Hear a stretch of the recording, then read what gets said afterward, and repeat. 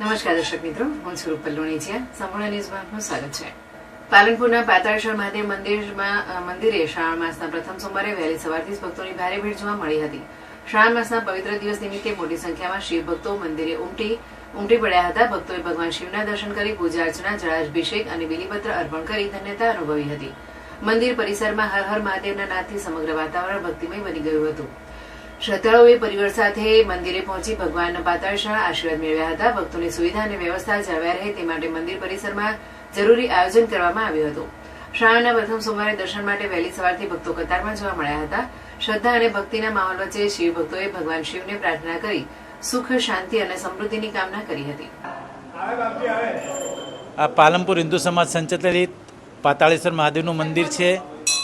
શ્રાવણ માસ ચાલે ઐતિહાસિક મંદિર છે.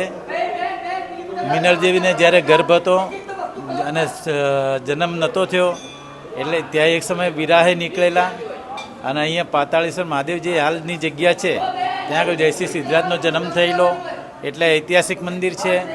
શ્રાવણ માસ ચાલે છે, પબ્લિકનો ઘસારો જોરદાર છે, લોકો જળ ચડાવે છે અને શ્રાવણ માસ દરમિયાન કાયમી અલગ અલગ પ્રકારના શણગાર થાય છે. સોમવારે વિશેષ પ્રકારના શણગાર થાય છે અને વ્યવસ્થા બહુ સારી છે અને લોકો વંદન કરી પૂજા કરી અને ધન્યતા અનુભવે છે.